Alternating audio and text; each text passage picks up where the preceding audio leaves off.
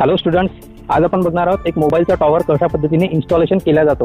हा आहे इथे 30 मीटरचा एक मोबाईल टॉवर, ज्याची हाईट अप्रॉक्सिमेटली फुटामध्ये कन्वर्ट केली तर 100 फूटपर्यंत होऊन जाईल। आणि मी जिथे सध्या उभा आहे तो आहे बेस याचा। ठीक आहे, इथे बेसमध्ये तुम्ही बघू शकता की अशा पद्धतीने इथे नट लावले असतात, त्याच्यामध्ये हा टॉवर उभा केला जातो। हे जे दोन पाईप सोडले आहेत त्याच्यामधनं फायबर ऑप्टिक केबल सोडल्या जातात, त्याच्यामधनं आपल्याला हाय स्पीड इंटरनेट भेटण्यासाठी पॉसिबल होतं। तुम्ही जो काय व्हिडिओ सध्या बघताय तो अशा पद्धतीचा फायबर ऑप्टिक्समधूनच ट्रान्सफर होत असतो। हे सध्या फक्त पाईप सोडले याच्यामध्ये, याच्यामधनं नंतर फायबर ऑप्टिक्स केबल सोडल्या जातील, याच्यामधून नंतर ते सिग्नलला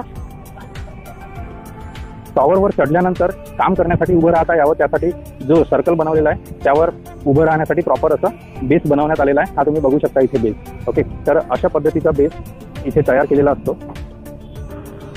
हे तुम्ही गाडीला बघू शकता की या गाडीचे साईडला एक्सटेन्शन बाहेर निघाले, जेणेकरून ही गाडी जेव्हा हे टॉवर उचलेल तेव्हा त्याचा बॅलन्स राईट साईडला किंवा लेफ्ट साईडला जावा नाही, त्याकरिता त्याचा प्रॉपर एक असा बेस तयार केला जातो। त्यासाठी त्याला हायड्रोलिक यूज केले जातात।